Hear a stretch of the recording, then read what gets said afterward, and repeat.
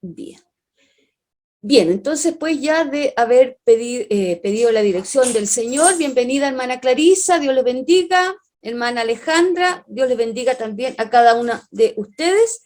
Vamos entonces a compartir pantalla para la lección del día de hoy.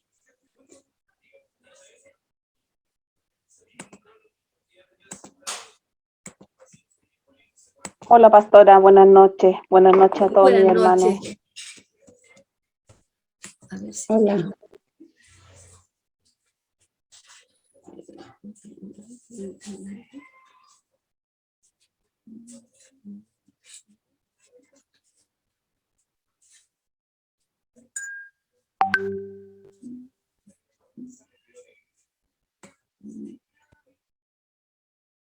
está medio lento mi computador.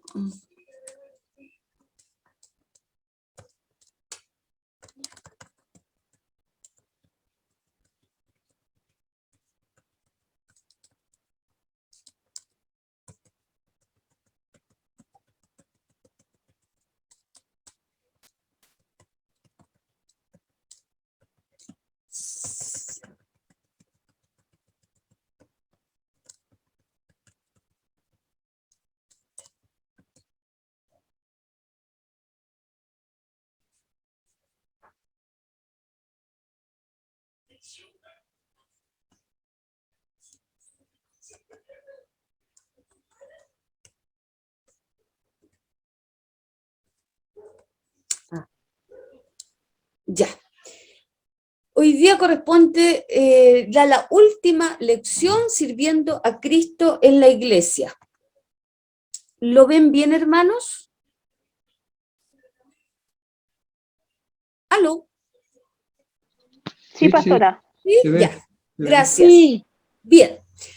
El título que acabamos de ver en pantalla, Sirviendo a Cristo, tiene el sentido de transmitir que nosotros como creyentes, como discípulos del Señor, no podemos vivir aislado de la iglesia, aislado del cuerpo de Cristo.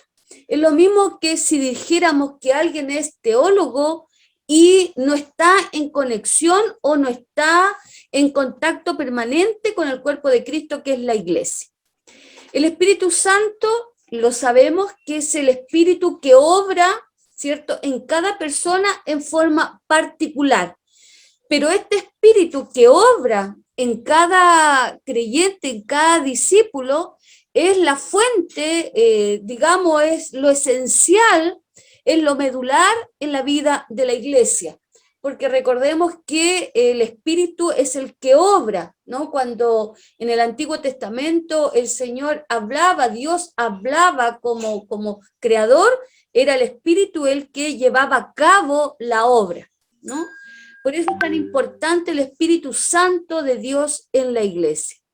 Y el propósito de Dios no es solo transformar a personas de forma individual, sino que también lo interesante para Dios y lo importante para Dios es que Él obra, ¿verdad?, en la iglesia para que esa iglesia sea el nuevo pueblo y así también nosotros vamos sumando a constituir una nueva humanidad. Una nueva humanidad en el sentido de que las personas son renovadas, son convertidas, son transformadas, ¿verdad?, para Dios.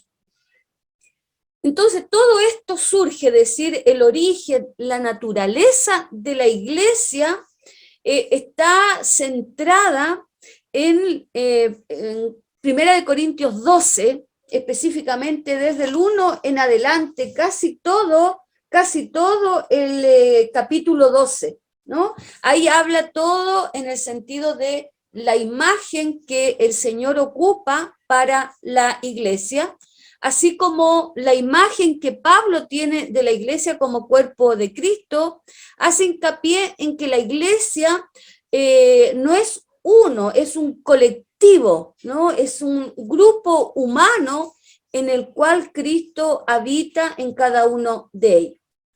Del mismo modo en el que cada parte del cuerpo humano es importante, ¿no?, para que nosotros nos sintamos bien, para que podamos operar bien, La salud tiene que ver con que todas las partes del cuerpo estén sanas, ¿no?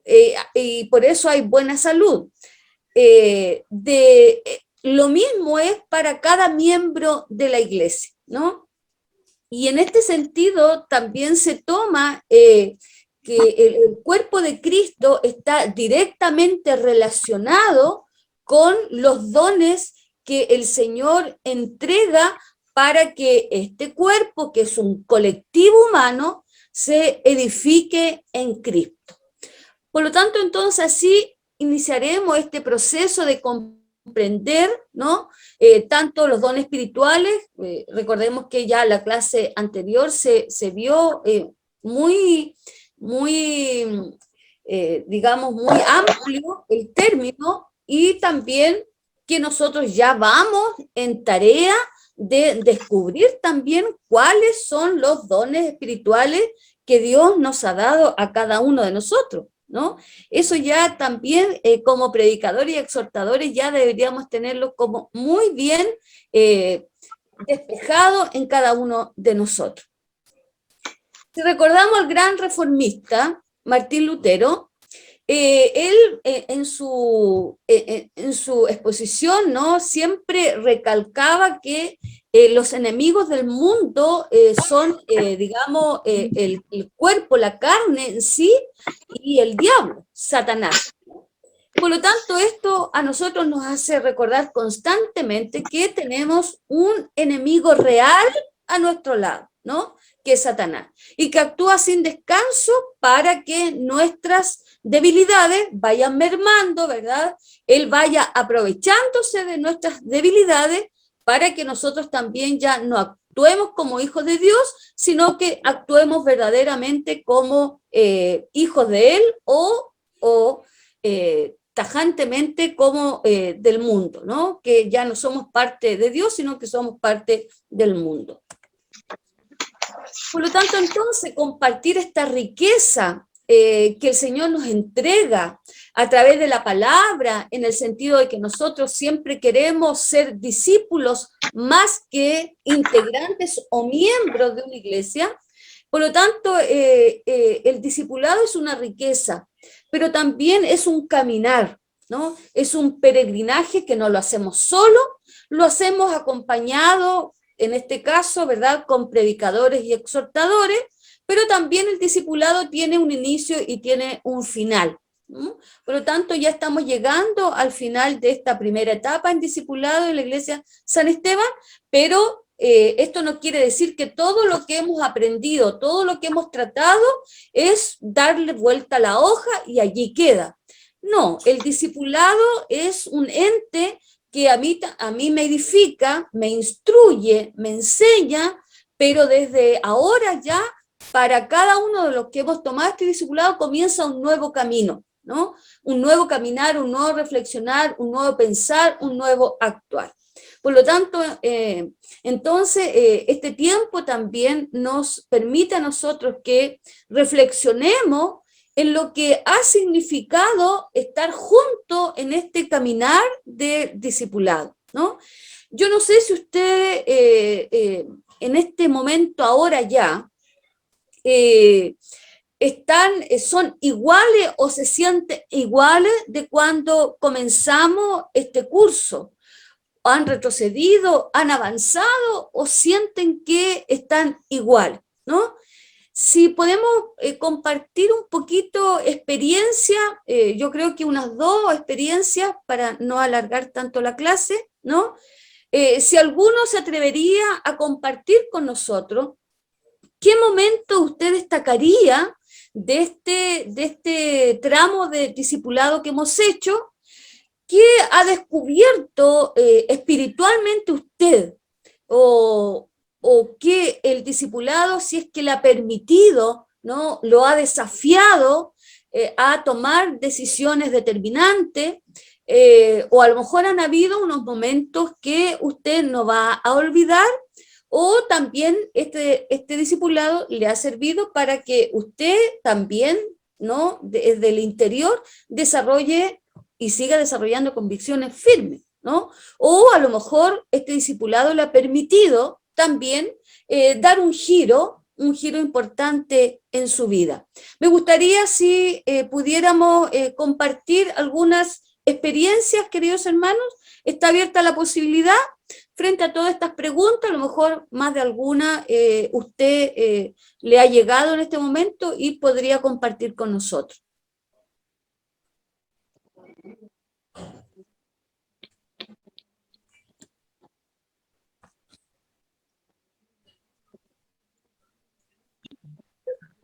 ¿Hay alguien para la hermana Janita? Hermana Jani. Pastora, buenas noches. Buenas noches. Primero pedir las disculpas correspondientes por mis faltas, pero bueno, el Señor sabe que mi hijo me ha necesitado mucho en esta semana. Ya. Pero pidiendo, como le digo, las disculpas correspondientes. Cuando usted comenzó ahora, estaba hablando de los dones. Mi consulta, ¿ese tema se va a tratar ahora o se trató? Porque esa parte a mí me llega. Ya. Me llega porque justamente esta semana, yo no sé si será un don o no, pero yo siento que el Señor me revela siempre cosas en sueños. Ya. Y me da trabajos en mis sueños, como también he tenido grandes luchas en mis sueños. Ya. Ya. Entonces, yo no sé si el tema lo van a tocar o se tocó. Ya. Lo primero que le podría responder es que esa clase ya pasó, esa clase fue enviada, el material escrito y la clase grabada, por lo tanto aquí me hace ver de que no estamos poniendo atención al material enviado. Disculpe de que sea tan franca, lo estaría, pastora. ¿no? Pero creo que también merecen un tirón de oreja porque no están siguiendo las instrucciones pertinentes para su crecimiento, ¿ya? Y eso también hace que digamos que no estemos al 100% en atención. Ya, hermana Jani, se lo digo con mucho cariño, con mucho amor. Y se lo recibo súper bien, pastora, porque en el todas espíritu, las críticas que son constructivas, yo soy la primera, por eso comencé pidiendo las disculpas, y yo sí, tengo ahí una tarea pendiente, pero no se preocupe, pastora. Ya, muy bien. En el espíritu del Señor siempre nosotros tenemos que ser muy sinceros y francos, ¿ya? Pero volviendo al tema suyo, por lo tanto, entonces usted respondería al hecho de que usted se ha descubierto, ¿no? Se ha descubierto en este aspecto en el cual Dios le ha permitido, ¿no? Tener ciertas revelaciones, ciertos sueños en la cual usted, el Señor, más que nada a través de su espíritu, le ha hecho ver cosas, ¿no? Bueno, eso es un descubrimiento que vamos centrándonos cuando estamos, ¿no? Queriendo siempre estar muy apegado, ¿no? Muy apegado a la palabra y apegado al Señor. Así que siga así, siga pidiéndole al Señor, siga renovando ese descubrimiento, ¿no? Porque todo esto es para la edificación. Para eso son los dones, para edificarse en la iglesia. Bendición, hermana Janita. Ya. ¿Alguien más? Amén, pastor. ¿Alguien más que quiera compartir de lo que ha podido reflexionar en este tiempo de discipulado que hemos tenido? ¿O han sido momentos parejos?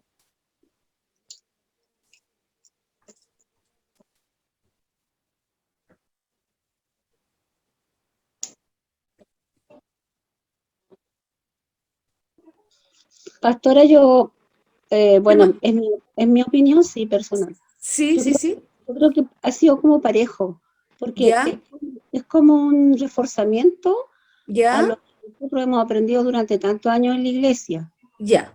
Y yo le he visto un reforzamiento. Ya, perfecto. Ya.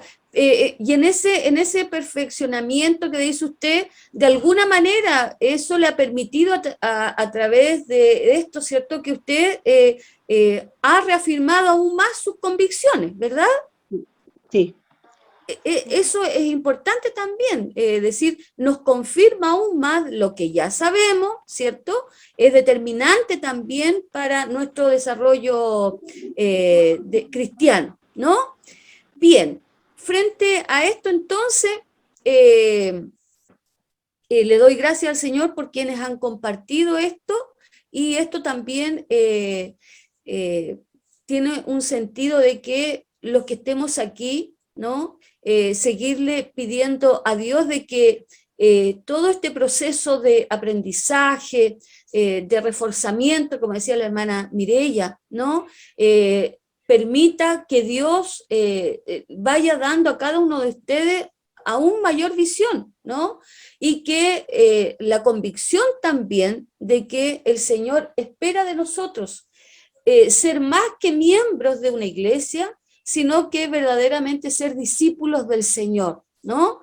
Y que el discipulado sea en nosotros una forma de vida, así como es la palabra una forma de vida, sea también nuestro caminar con Cristo, nuestra forma de vivir, ¿no? Por lo tanto, espero en el Señor que siempre Dios les permita crecer, y de que también ustedes puedan madurar aún más en Cristo, y que el objetivo y el propósito que tiene Dios en su vida crezca aún más, ¿no? Para que eso también vaya en directa beneficio para la iglesia. Así que el Señor les bendiga, queridos hermanos, y que les permita seguir caminando con plenas convicciones. Bien.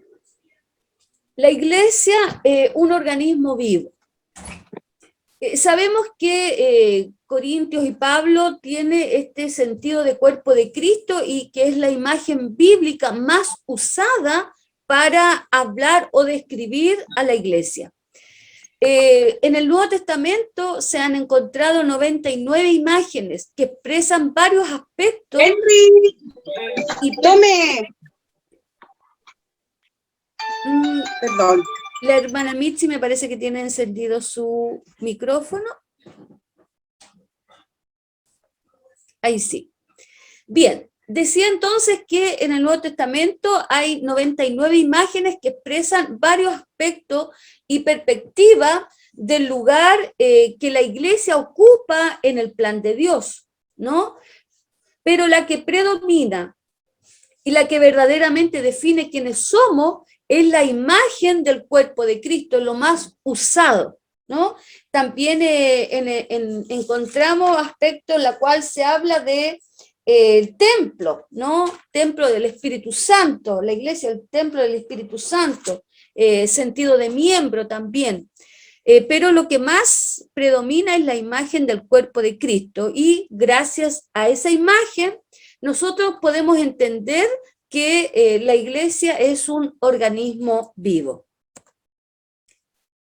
¿Qué relación tiene Cristo entonces con la iglesia al hablar de cuerpo, ¿no?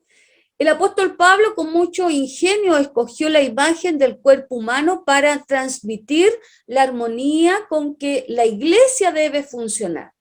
Y podemos ver el cuerpo humano desde dos perspectivas diferentes. Primero, vemos que el cuerpo es un conjunto funcional cuyas partes están bajo la coordinación de la cabeza.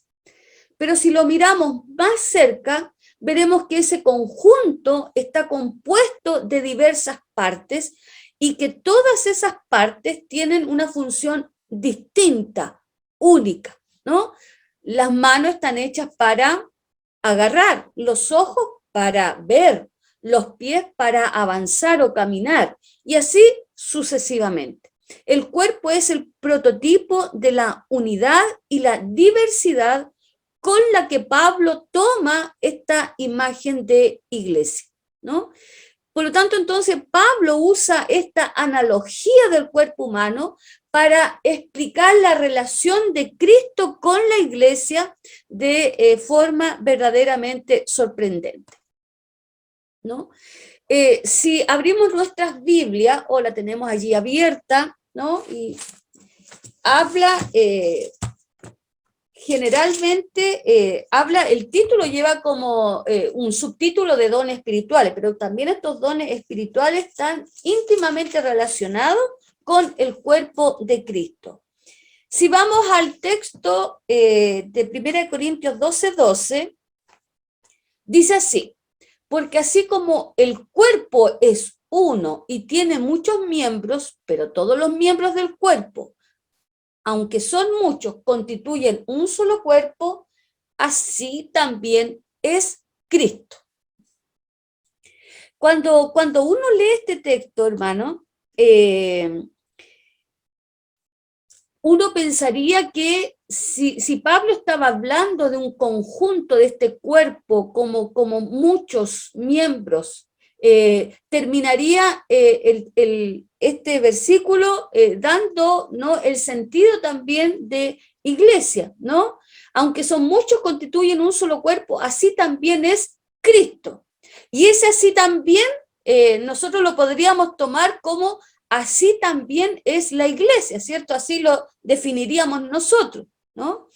Pero nuestra tendencia es ignorar las palabras de Pablo y leer directamente lo que nuestra mente lee, ¿no? Seguro que lo que Pablo está diciendo es que la iglesia es como el cuerpo humano formado por diversas partes que están coordinadas por la cabeza. Pero Pablo está diciendo mucho más que eso. Va un poquitito más adelante en el concepto central y general, ¿no? Él está hablando del cuerpo de Cristo, y esto no es solo una ilustración o una metáfora, sino que apunta a una gran verdad, ¿no? Jesús habita en los miembros de su pueblo y le da vida, ¿no? Yo creo que usted está de acuerdo conmigo, ¿verdad? Porque cada uno de nosotros somos ese cuerpo, ¿no? Por lo tanto, en ese cuerpo, en nuestro cuerpo, verdaderamente es el Señor el que habita para que a nosotros nos dé vida y funcionamiento. Entonces, dicho de otra forma, la iglesia no es una organización humana que ha acordado mantener viva la memoria de una gran figura histórica, como es el Señor. La iglesia es un organismo divino que de forma mística está fusionado a Cristo, quien está vivo y reina y que continúa revelando a su pueblo, ¿ya? Por lo tanto, la vida de Cristo aún está en medio de nosotros, pero ya no a través de su cuerpo físico, limitado por el espacio, sino a través de un cuerpo colectivo y complejo llamado iglesia, ¿no? Por eso se denomina la iglesia como un organismo vivo, ¿ya?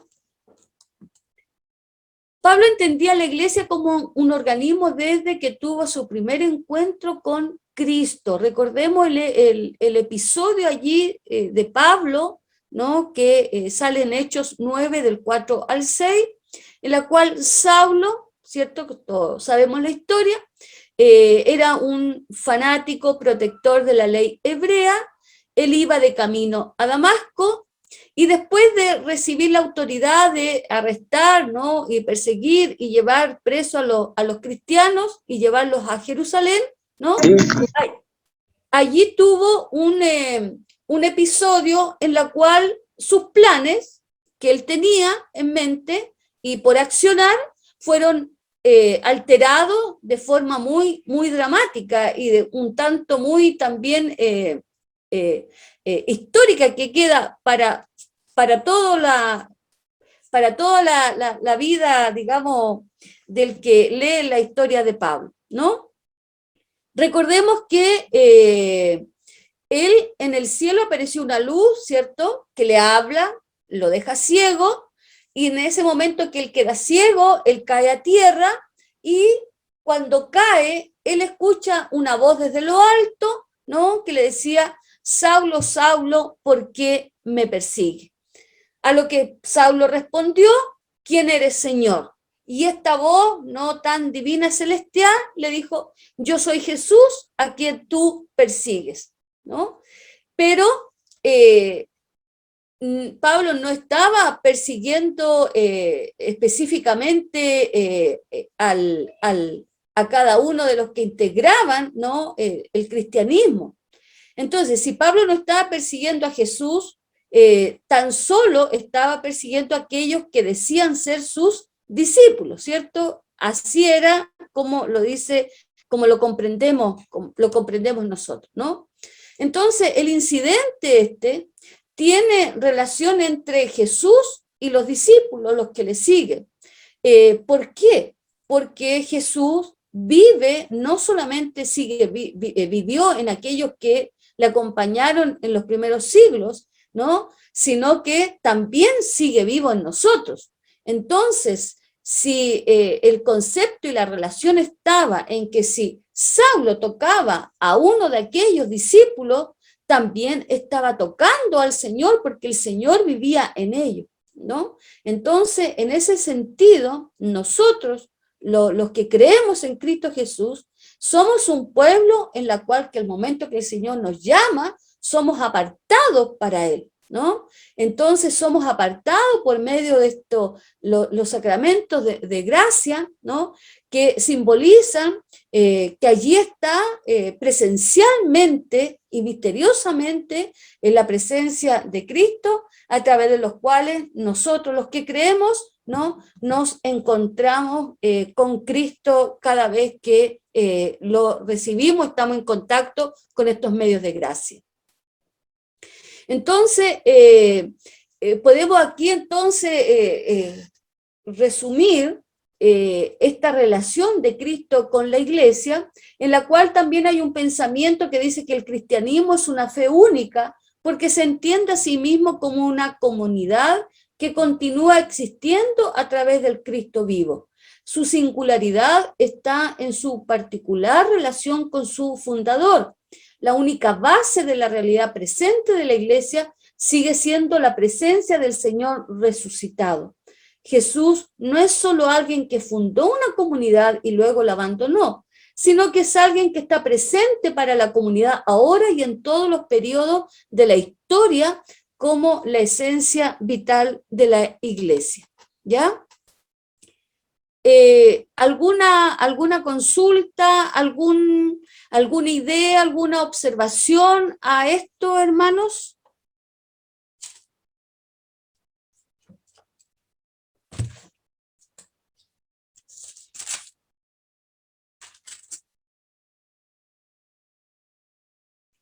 ¿Aló? ¿Hermanos? No, pastora, ni una. Ni una. Están todos en silencio, calladitos. Ya. Entonces, sigamos. Frente a la pregunta, ¿qué relación tiene la Iglesia con Cristo? ¿Ya? Este cuerpo con Cristo mismo, ¿no? Sabemos, y lo hemos decretado muchas veces, que la Iglesia depende de forma absoluta de su cabeza, que es Jesucristo, ¿no? Por lo tanto, esta relación con Cristo nos permite a nosotros ver que sin Jesús no se hace nada, ¿no?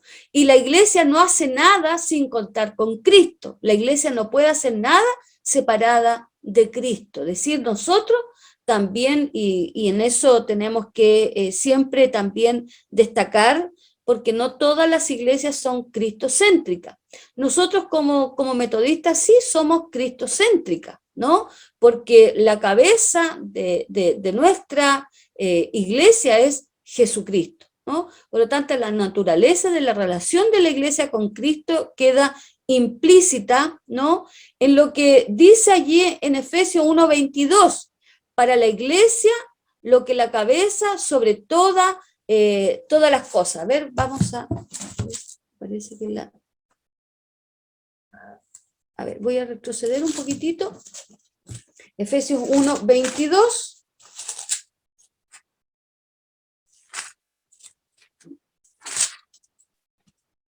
Dice, y sometió todas las cosas bajo sus pies, y lo dio por cabeza sobre todas las cosas a la iglesia, sometió todas las cosas bajo sus pies y lo dio por cabeza sobre todas las cosas a la iglesia, la cual es su cuerpo, la plenitud de aquel que todo lo llena en todo, ¿no? Eso es lo que realmente es lo medular, lo central, esta relación de Cristo con nosotros como cuerpo, ¿no? Es decir, el Cristo, el Señor, ¿no? Nos entregó todo en Jesús, que es la plenitud de todas las cosas, la plenitud de la obra de Dios mismo actuando en nosotros. Entonces, aquí tomamos el sentido de cabeza, como dice el texto de Efesios, y esto tiene dos significados, ¿no? Por una parte, el sentido de fuente de vida, en donde todo emerge de allí, ¿no? Y autoridad última, es decir, el Señor tiene la última palabra en todo, ¿no? En contraposición, ¿no? Con la sociedad en la cual lo establece como cabeza, siempre se asocia con la autoridad, con la persona que está al mando, pero la palabra original en griego tiene la acepción de fuente u origen. Por lo tanto, entonces la iglesia tiene un significado tremendamente, ¿no?, divina, porque emana directamente de Jesucristo como aquel que todo lo dio y todo lo llena, todo lo sustenta, ¿no? Y todo lo da en la persona misma de Él en medio de nosotros. Si tenemos en mente este significado, ¿no?, de cabeza, de fuente de vida, de autoridad última, entonces el uso que Pablo hace del término cabeza en Efesios 4, 15, 16, tiene mucho más sentido cuando dice, sino que hablando la verdad en amor, crezcamos en todos los aspectos en aquel que es la cabeza, es decir, Cristo, de quien todo el cuerpo, estando bien ajustado y unido por la cohesión que las coyunturas proveen, conforme al funcionamiento adecuado de cada miembro, produce el crecimiento del cuerpo para su propia edificación en amor, ¿no? Y aquí este texto aún amplía más el sentido también de por qué Cristo, ¿no?, es fuente de vida y autoridad última en el cuerpo de Cristo, para que cada uno de los que componen la iglesia, ¿no?, crezca, ¿no? Pero crezcamos en Cristo, ¿no? Crezcamos de acuerdo a lo que Él ya tiene como última palabra, que es lo que nos relata la Biblia. Por lo tanto, cuando el cuerpo está bien cohesionado, está bien unido, las piezas están todas ajustadas, ¿no? Entonces esto aún más permite, ¿no?, el adecuado funcionamiento de cada uno de ellos para que la iglesia crezca, ¿no? Y crezca, pero crezca en un sentido también de amor, ¿no? Crezca para que los demás también sean edificados, pero en base también al sentido del amor, porque Dios es amor, ¿ya? No sé si alguien quiere decir algo en relación a este texto.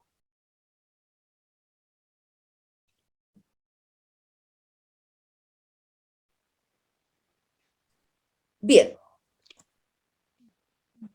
Entonces, lo que Pablo también le está diciendo a estos hermanos de Efesios, ¿no?, que esta cohesión, esta unión, estas coyunturas, ¿no?, permita también que sean maduros, a que alcancen la estatura de la plenitud de Cristo y que ya no sean niños, ¿no? Porque los niños fluctúan de aquí para allá, se mueven, van de un lugar a otro. No, Pablo quiere que en relación al cuerpo de Cristo, ¿verdad?, nosotros podamos lograr, ¿no?, alcanzar la plenitud de Cristo. vamos en vía de eso, ¿no? La plenitud también la alcanzaremos cuando nos encontremos, ¿no? O cuando el Señor nos encuentre cara a cara, ¿no? Allá en la vida eterna. Pero el sentido también es de que nos exhorta a nosotros para que crezcamos y maduremos, ¿no? Así como a veces a los hijos se les reitera, ¿no? Que ya vayan madurando en sus conceptos, en sus formas de hablar, en sus formas de actuar. El Señor también a nosotros nos pide exactamente lo mismo, ¿no? Que vayamos madurando también para verdaderamente ir alcanzando, ¿no? Vamos paso a paso para alcanzar también la estatura de Él, ¿no?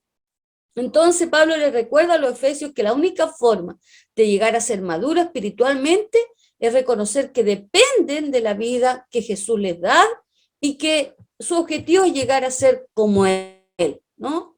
Eso es lo que significa crecer en la cabeza, crecer en Cristo y por Cristo, ¿no? Y en segundo lugar, si decimos que Jesús es la cabeza, eso también significa que la iglesia está bajo su autoridad. La relación de la iglesia con Cristo significa aceptar en obediencia y cumplir con fidelidad la función concreta que Dios nos ha asignado a cada uno de nosotros a través del Espíritu Santo, ¿no? La confesión básica de la iglesia, como lo relata 1 Corintios 12:3, nosotros decimos, Jesús es el Señor, ¿no? Pero eso es mucho más que la simple verbalización de un credo. Pablo quiere que esta verdad sea llevada a la práctica. Cuando nosotros decimos que Jesús es Señor, es porque estamos absolutamente bajo su autoridad, bajo su soberanía, y nos sometemos más que nada, ¿cierto?, a su voluntad y a sus propósitos. Por eso que Pablo no recalca este sentido de que no tanto la verbalización de decirlo, sino que también la vida práctica de nosotros los discípulos es que verdaderamente seamos sometidos a Cristo, que es la cabeza, ¿ya? Entonces, si Jesús es la cabeza, Él es quien organiza la vida del cuerpo, la va fusionando, la va cohesionando. Entonces, cada miembro está directamente conectado con la cabeza y por tanto, entonces recibe las señales de la cabeza, ¿no? Recibe la autoridad, recibe la enseñanza, recibe la orientación, la visión, ¿no? Desde la cabeza, ¿no? Entonces, hay una conexión viva y directa entre la cabeza y cada uno de los miembros del cuerpo, ¿no? En el Nuevo Testamento, si nosotros hojeamos y registramos la Biblia como tantas veces lo hemos hecho, no hay ningún líder que reciba el nombre de cabeza de una iglesia local. No hay registro, ¿no? Como hoy en día, por ejemplo, aquellos que levantan iglesias muchas veces ponen sus nombres muy particulares, ¿no? Pero en el Nuevo Testamento no hay registro de que una iglesia X reciba el nombre de un líder en particular. Entonces, el nombre de la iglesia está solamente reservado para el Señor, porque Él es el que rige la iglesia. Entonces, en este aspecto, ¿no? La cabeza no le dice a la mano que le diga al pie lo que tiene que hacer. La cabeza está directamente conectada con el pie, por tanto la gente no encuentra su ministerio bajo la dirección de los líderes, sino a través de la motivación y los medios que recibe directamente de la cabeza, ¿no? Por eso la iglesia, para recibir visión también, ¿cierto? Es como lo hacemos, estar sujeto siempre a oración, ¿no? Pidiendo siempre que el Señor direccione hacia dónde vamos como iglesia, qué es lo que tenemos que hacer, para dónde tenemos que proyectar nuestro trabajo, es recibir dirección y visión del Señor. Entonces la iglesia funciona como un organismo cuando aquellos que forman el cuerpo de Cristo buscan en obediencia desarrollar la función que Dios les ha asignado, ¿no? Entonces, volviendo a la analogía del cuerpo humano para entender la manera en que la iglesia puede funcionar como organismo vivo, ¿no? El cuerpo humano funciona perfectamente cuando cada parte lleva a cabo la función para la que le fue diseñada originalmente, ¿no? Por lo tanto, desde dónde se opera todo, desde dónde parte el centro de operaciones es la cabeza, porque ella es la que envía las señales, ¿cierto?, a través de todo nuestro sistema nervioso, y es la que activa nuestras partes del cuerpo, y esas partes del cuerpo no tienen voluntad propia, ¿no? Los pies y las manos, por ejemplo, solo funcionan como respuesta a las órdenes que vienen de la cabeza. Si la mano pudiera actuar de forma independiente, entonces nuestro cuerpo sería un verdadero caos. Entonces, cuando las personas del cuerpo se comprometen delante de la cabeza a descubrir y a ejercer la función que le ha sido dada, la iglesia se convierte en un organismo vivo, ¿no? Un organismo absolutamente vivo. ¿Algo que decir? ¿Alguna pregunta en relación a esto? ¿Algún pensamiento? ¿Algo que aportar, queridos hermanos? Me acordé yo ¿Sí? de un dicho que dice que, no sé, ese fue Wiley que lo dijo, no me acuerdo, que la iglesia metodista es la iglesia del amor. ¿Ya? Entonces eso tiene mucho sentido en que esta iglesia sea tan cristocéntrica, porque Dios es amor y a través de él tenemos que ver las escrituras, analizar el actuar de la iglesia, y si nosotros somos obedientes a la cabeza, vamos a actuar con amor para el prójimo y a nuestro alrededor. Eso tiene mucho que ver con el discipulado, porque si nosotros amamos a nuestro prójimo, a nuestra gente que está alrededor, vamos a querer que ellos se acerquen a Dios y tengan salvación. Entonces eso nos lleva a ser más activos como discípulos. Claro. Y lo otro es que lo que estábamos hablando, me recordó lo que ayer estábamos compartiendo con las hermanas en nuestro grupo, y de que como una iglesia que sea activa tiene que ser una iglesia compuesta de, si una iglesia está viva es porque está compuesta de gente que es salva y que por lo tanto se ha regenerado y se ha reformado en medio de Cristo. Y para que uno pueda ser reformado y regenerado, se necesita entregar la vida de uno a Dios en todos los aspectos, porque si uno no entrega su vida a Dios en todos los aspectos, uno no es salvo. Ahí se nota el tiro que uno no es salvo, porque no hay regeneración. No hay nada. Entonces, para que la iglesia pueda avanzar, es necesario que se sometan todos los orgullos, todas las cosas de uno mismo a la voluntad de Dios, y es la única manera de que nosotros podamos avanzar. Si queremos saber cuál es la voluntad de Dios, tenemos que dejar de pensar en el trabajo de la iglesia como un hobby y tomarlo como lo que es, como un trabajo. Porque creo que eso es lo que nos falta para madurar como cristianos, al menos lo que yo he descubierto en este curso. Que tengo que tomar más en serio, participar en las cosas de la iglesia y verlo como un trabajo, no como un hobby, porque quizás es por eso que nosotros no somos tan comprometidos, porque a veces vemos participar de la iglesia como un pasatiempo, y debería ser una prioridad de nuestro tiempo, no un pasatiempo. Eso. Claro, bien, gracias hermana Yanina. Gracias porque venía viajando.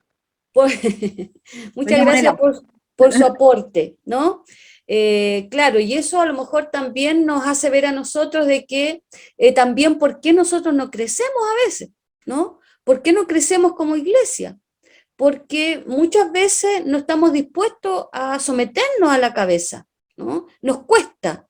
Entonces, en esa disyuntiva en la cual nos encontramos, hace que, como usted dice, seamos verdaderamente personas que utilizamos la iglesia como un pasatiempo, un hobby, pero no en base a sometimiento y a obediencia al que es cabeza de aquella iglesia, Entonces, nuestra mirada está más fija en el ser humano que está allí, pero no miramos a Cristo, no miramos a la cruz, ¿no? A veces la cruz pareciera que está como en un mero símbolo dentro de la iglesia, ¿no? Pero nuestro accionar, nuestro pensar debería ser siempre mirando la cruz, mirando al Señor, ¿ya? Bien. ¿Cómo es la relación entonces en este cuerpo entre nosotros, ¿no? Objetivamente nosotros en la iglesia nos necesitamos los unos de los otros. Aquí nadie puede ser independiente del uno del otro, ¿no? Entonces, según la imagen del cuerpo, todas las partes son interdependientes, es decir, necesitamos la ayuda del otro, ¿no? Y son necesarias la ayuda y el apoyo de todos para que este cuerpo tenga buena salud, ¿no? Dios ha repartido las tareas de tal forma que la involucración de cada persona con su aporte especial es necesaria para el buen funcionamiento de la comunidad, ¿no? Y vemos en 1 Corintios capítulo 12 y que sería bueno de que ustedes en casa le dieran una lectura a todo este capítulo en la cual habla del cuerpo, ¿no? de la función y todo lo demás, ¿no? Vemos que todos los miembros tienen valor, todo es necesario, ¿no? Y Dios en su sabiduría no nos hizo completos ni independientes, ni nos dio todos los mismos talentos. No, nos hizo de tal modo que nos necesitamos los unos a los otros, porque cada uno de nosotros aporta algo de valor, algo especial desde la forma singular y particular de cada uno de nosotros, ¿no? Por lo tanto, nosotros no somos autosuficientes. Yo lo puedo hacer todo, puedo abarcar estas materias, puedo abarcar estos departamentos, ¿no? No podemos hacer eso. Necesitamos de la ayuda, el apoyo de cada uno de los integrantes de este cuerpo. Entonces, cuando nosotros olvidamos esto de que no somos autosuficientes, entonces el cuerpo deja de funcionar según el diseño en la cual Cristo formó, nos constituyó como iglesia, ¿no? Entonces, Pablo identifica dos actitudes que obstaculizan el buen funcionamiento del cuerpo, ¿no? Y la primera es la actitud de inferioridad o falta de amor propio. Y para plasmar esa idea, Pablo da personalidad a algunas partes del cuerpo y recoge una conversación entre ellas, ¿no? Las extremidades son las que hablan primero. Si el pie dijera, porque no soy mano, no soy parte del cuerpo, no por eso deja de ser parte del cuerpo. Y a continuación, los que se ponen a combatir con los sentidos. Y si el oído dijera, porque no soy ojo, no soy parte del cuerpo, no por eso deja de ser parte del cuerpo, ¿no?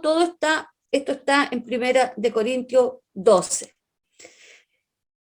¿Por qué? Porque los corintios sufrían de la misma enfermedad que nosotros, llámese enfermedad, ¿no?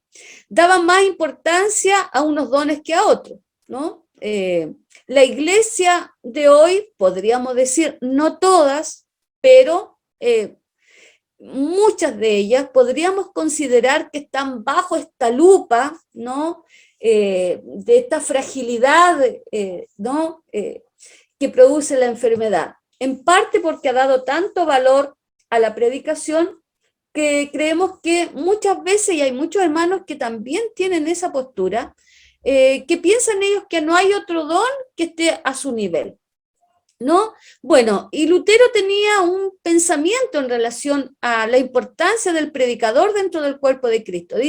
Decía Lutero, un predicador cristiano es un ministro de Dios que es apartado, sí, es un ángel de Dios, un obispo enviado por Dios, un salvador de muchos, un rey y un príncipe del reino de Cristo, y entre el pueblo de Dios, un maestro, una luz para el mundo.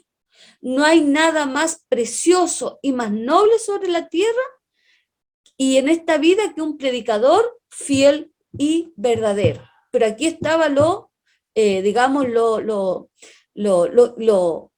importante que podríamos decir, es decir, no todos, podría también decir por mí, no me considero una predicadora de excelencia o de excelencia máxima, ¿no? Pero a veces no todos los predicadores son fieles y verdaderos, ¿no? Porque o fallan en una o fallan en otra, y nosotros en la sociedad aquí hoy día vemos muchas cosas, ¿no? Así es que si queremos tener estas luces de excelencia, o que alguien nos alude por esto, primero tenemos que considerar si verdaderamente nosotros como predicadores somos fieles y verdaderos, ¿no? Entonces, y también hay otra postura de que se hace jerarquía, ¿no? O gradación de dones en el cuerpo. Y cuando sucede esto, ocurre lo siguiente. Siempre entramos en estas competencias o comparaciones de dones con los demás, y muchas veces nosotros nos consideramos deficientes frente a estas comparaciones. Y entramos entonces en esta rueda, ¿cierto?, de comparaciones, y muchas cuantas se piensa interiormente, si tan solo pudiera ser como este o aquel, entonces mi trabajo sería más importante y yo tendría más valor, ¿no? Y ahí empieza la envidia, se empieza a actuar en secreto, ¿no? A pensar en secreto, ¿no? Y nos denigramos a nosotros mismos y no nos vamos dignificando delante de Dios, de lo que Dios nos ha entregado, ¿no? Dios nos ha diseñado en una forma muy especial, única, ¿no? Por lo tanto, el Señor quiere que pensemos lo siguiente: Cristo nos hace a cada uno de nosotros de forma diferente a cualquier otra cosa creada. Nosotros somos algo hermoso, tenemos muchas emociones, hemos sido creados con emociones, somos únicos, algo que será necesario en el cuerpo de Cristo. Entonces, esa singularidad, ese ser tan único y especial y difícil de explicar, esa es la persona en la cual, ¿verdad?, realmente está allí posesionado, ¿verdad?, el Espíritu Santo, y se ve con claridad muchas veces porque la persona es muy carismática, algo dice, algo se ve en ella o en él que es distinto y que llega profundamente cuando habla de la palabra del Señor, ¿no? Entonces, ese es el principal don que aportamos al cuerpo, y sin él el cuerpo queda inmensamente empobrecido, ¿no? Si no está allí el espíritu, ¿no? Entonces allí no hay mucho que sacar a excelencia, ¿no? El cuerpo algo le falta, lo medular, podríamos decir, ¿no? El Espíritu Santo de Dios es el que obra en nosotros y el que nos revela, el que nos hace visionar, ¿no? Para todo, para el crecimiento en la iglesia, ¿ya? Bien, mis queridos hermanos, algún momento para que dialoguemos, para que compartamos de acuerdo a la luz de lo dicho.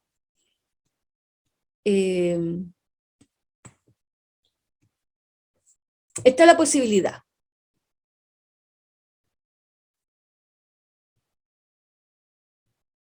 De compartir.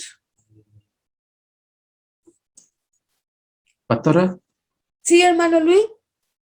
Sí, en los textos, en varios de los textos que usted nos compartió, y que es común en Pablo, él habla siempre de un crecimiento permanente.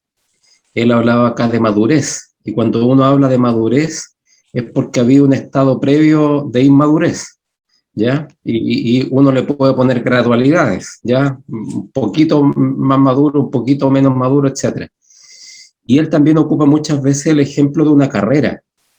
donde él dice que está corriendo una carrera, y en una carrera uno siempre va avanzando, está más cerca de la meta. Y para él la meta es Cristo, el llegar a la imagen lo más cercano posible de Cristo. Y por lo tanto, creo que ese es un desafío permanente para nosotros. Y a mí, digamos, me da la impresión de que muchas veces nosotros como miembros de iglesia nos quedamos sin el desafío de querer avanzar, de querer quedarnos en lo mismo. Y Pablo y Cristo mismo y hay varios otros hombres de Dios en la Biblia que siempre nos están desafiando a avanzar.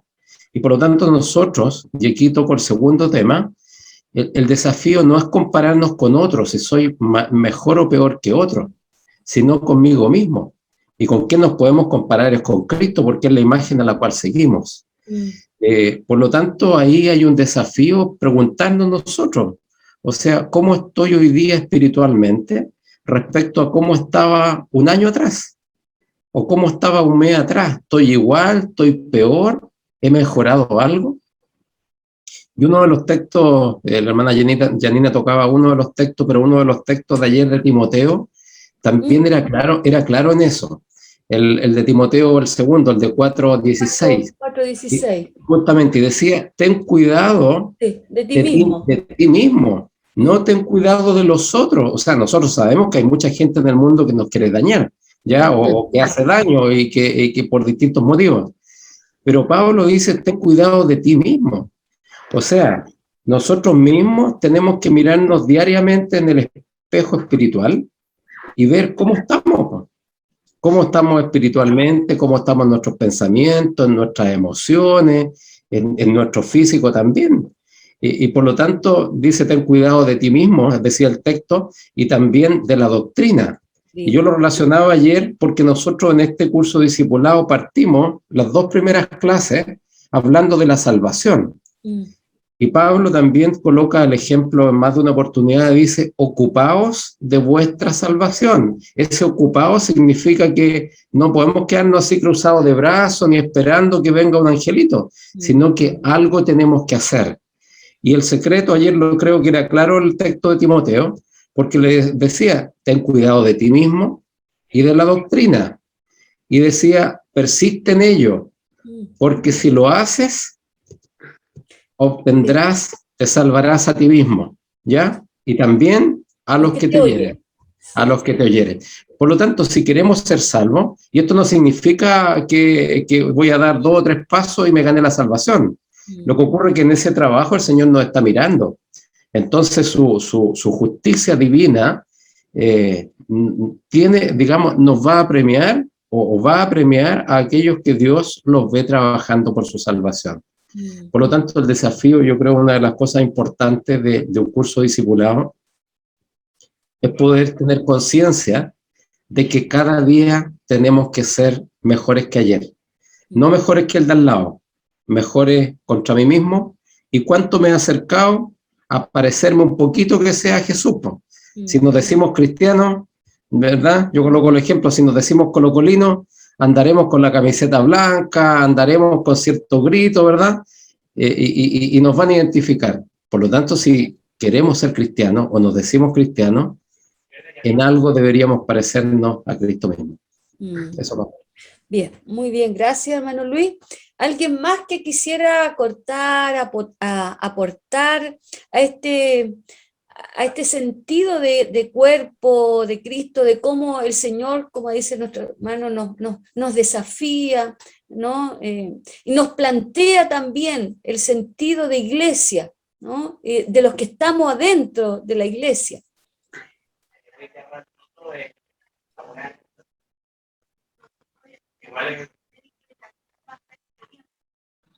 Pastora, ¿Sí? yo pienso que es muy difícil, bueno, yo lo por mí, dejarse llevar por la cabeza. Es complicadísimo porque hay que dejar muchas cosas de repente. Y muchas veces no actuamos de la misma forma, en este caso en la iglesia o en la calle, no actuamos diferentes. Muchas veces en lo mismo WhatsApp ponen algún comentario y todos por amén. y no, y la verdad las cosas, no sé si estaré juzgándolo, pero no se ajusta como a nuestra realidad. Usted hablaba de Lutero como las cualidades que tenía un predicador. Yo creo que muy difícil vamos a estar cerca de alguna de esas cualidades. Yo hablo por mí primero, porque es complicadísimo. Si bien es cierto, todos tenemos diferentes dones, creo que mi don no es la palabra. A mí me cuesta mucho hablar. Pero he sentido también que me he superado un poco en ese sentido. Y le doy gracias al Señor por ello. Y ha servido estos estudios que hemos hecho para eso, para ir superando. Eso. Bien. Gracias, hermano Abelardo, ¿no? Nuestra iglesia sabemos que siempre cuando llega o finalizamos el año, estamos viendo lo cuantitativo, ¿no? Si hemos crecido, no hemos crecido. Y pareciera que a la luz de la palabra, ¿no? Pablo también nos habla en esta cohesión que debe haber en nosotros como cuerpo de Cristo, y que pareciera entonces que las coyunturas, las uniones a veces no están bien entrelazadas con los unos con los otros. Por eso es que nos cuesta también muchas veces avanzar, ¿no? Dejamos un poquito eso, ¿no? Porque siempre uno se compara y decía, ¿por qué las primeras comunidades de fe eran comunidades que verdaderamente tanto atraían, ¿no? Y que todos querían estar allí? ¿Y por qué hoy en día que nosotros tenemos mayores avances, mayores conocimientos de la palabra? ¿Por qué, digamos, lo de afuera no le llama la atención ser parte de este cuerpo a la cual nosotros luchamos y nos desafiamos y queremos que todo el mundo también pueda ser parte de nosotros? Entonces, creo que también allí hay algo que nos dice y nos deja entrever a la luz de la palabra, y que eso también nos vaya desafiando a nosotros como iglesia constantemente y permanentemente. Por eso, cuando habla aquí Pablo también en el sentido de cuerpo de Cristo, cómo están entrelazados los dones, ¿no? Los dones del Espíritu, los dones que Dios ha provisto para cada uno de nosotros. No sé si nosotros lo tenemos tan claro cuáles son nuestros dones, o aún no los tenemos bien percibidos como que funcionamos en la iglesia. Y por eso también creo que a veces también mermamos, ¿no? Mermamos en la iglesia. ¿Alguien más quiere aportar? Ahora, ¿Sí? con respecto a lo que decía usted, que muchas veces, ¿cómo hacemos llegar la gente a la iglesia? ¿Cierto? Cuando esa es nuestra misión como cristianos. Pero pienso que todo es un cuerpo, se habla también en la parte espiritual, con respecto a los dones, ¿ya? Porque un cuerpo si es bien, está compuesto por varios miembros, ¿verdad? Como dice la palabra, pero lo habla en el sentido espiritual, lo digo yo. Pero la gente de afuera no tiene Cristo, porque el mundo, a los tiempos de antes que estaban todos reunidos, es porque el mundo hoy en día tiene mucha comodidad al ser humano, tiene mucho placer, por decirlo así. Entonces el hombre cuando se ve en aflicción busca a Dios, ¿cierto? Cosas que este mundo no le puede asegurar, ¿ya? O solucionar. Solucionar, como es lo material, ahí recién buscan a Dios. Por lo tanto, nuestro trabajo es más que dejar el mundo, como dice, cuando nosotros aceptamos a Cristo, dejamos de amar este mundo, las cosas del mundo, y amar las cosas que son de Dios, y dejarnos nosotros abandonar esas cosas y enfocarnos más en las cosas espirituales que nos llevan a la santidad, actividad diaria y Dios dice que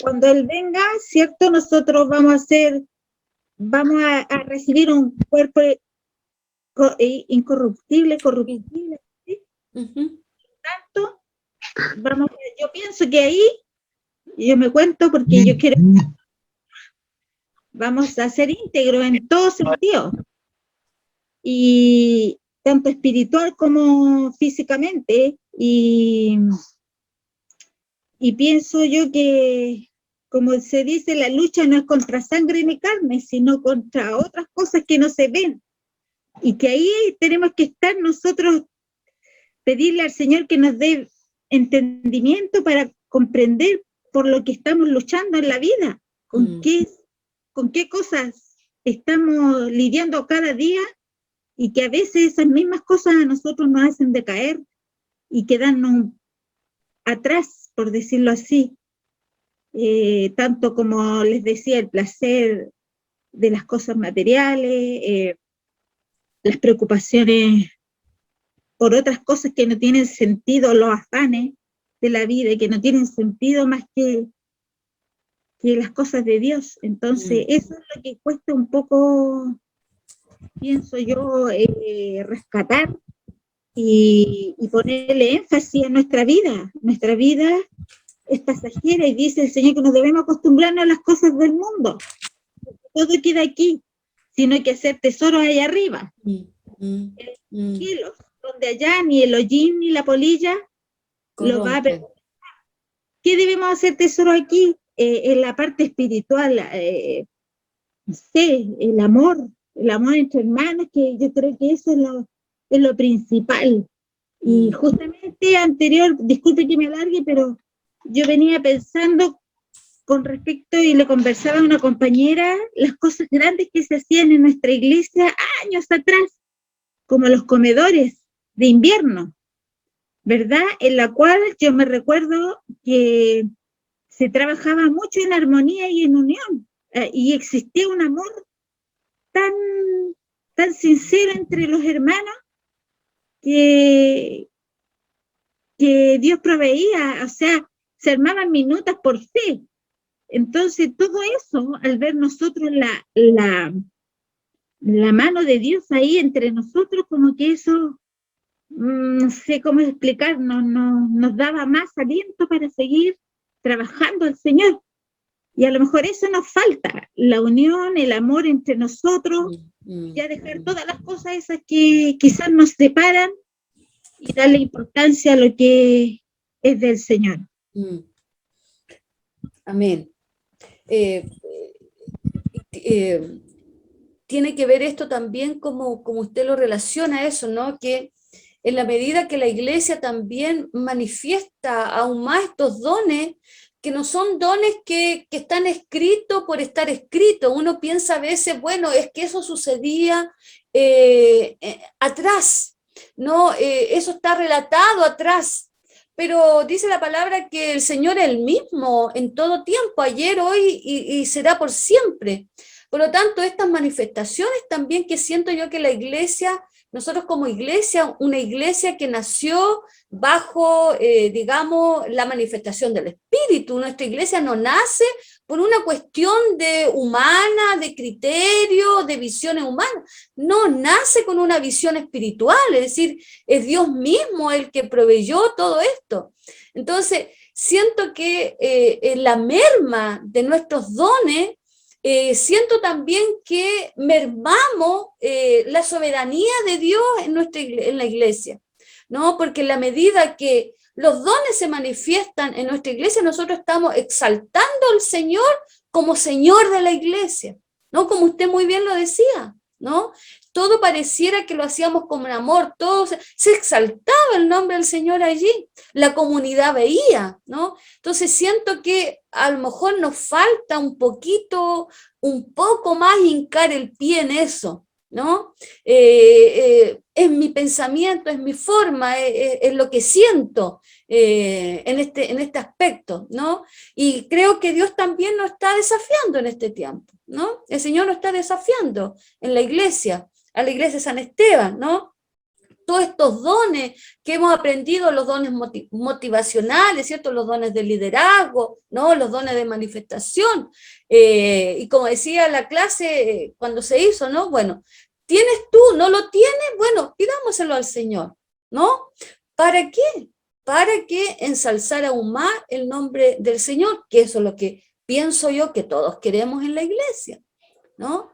Todos queremos que verdaderamente el Señor sea y siga siendo el soberano de la iglesia, es decir, que verdaderamente allí haya verdaderamente, ¿cierto?, manifestación que relata y que a todos nos deje sorprendidos y que nos está dejando sorprendidos por todo lo que el Señor ha hecho, pero siento yo que Dios también quiere siempre desafiarnos a más, ¿no?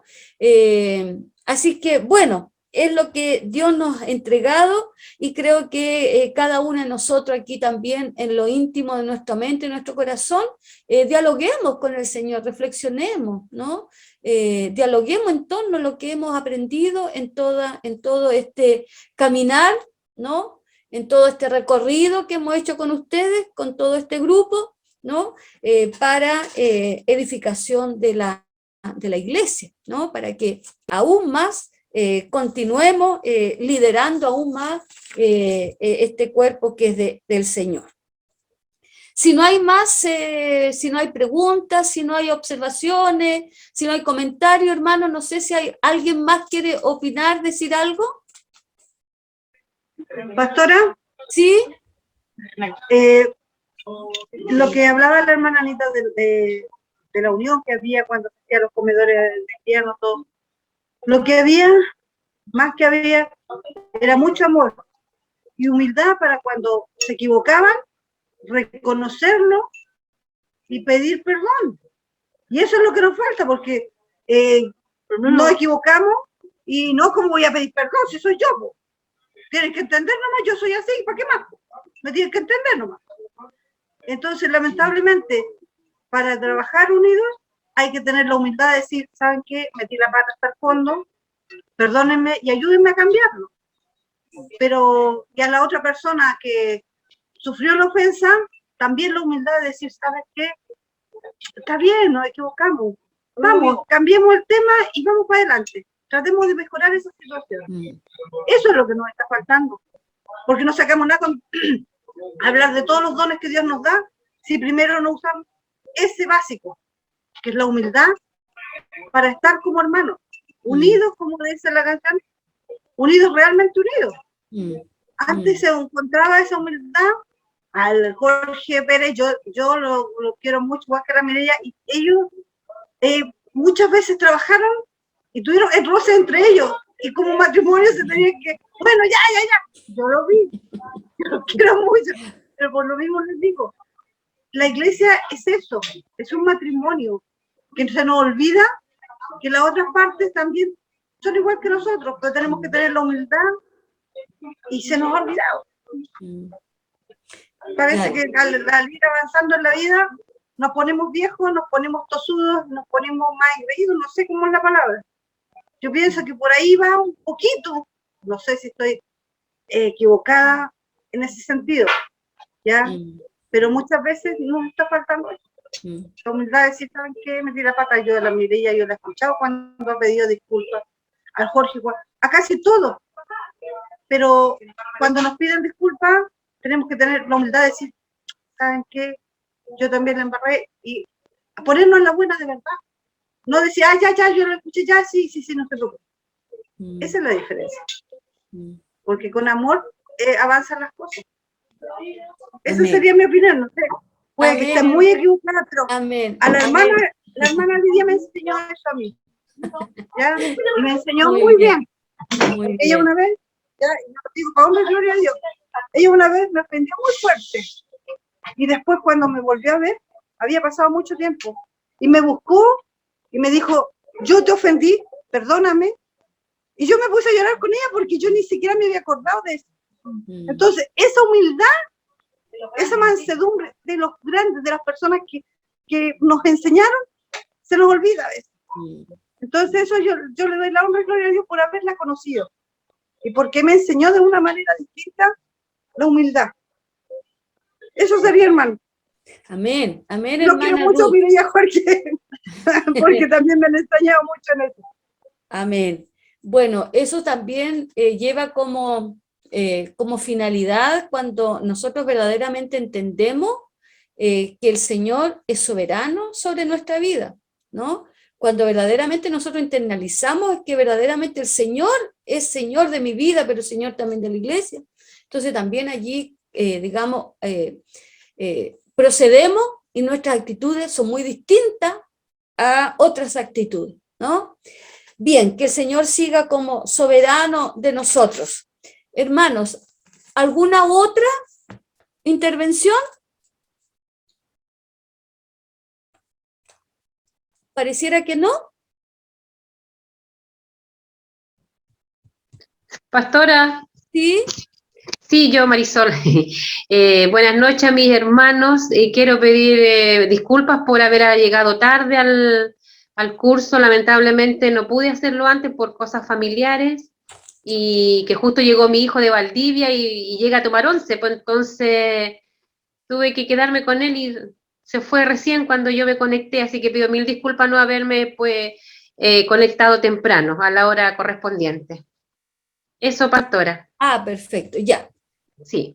Si no hay ninguna otra intervención para detener yo la grabación y dar otras indicaciones. Pareciera que no. A la 1, a las 2, a las 3. Perfecto. A ver.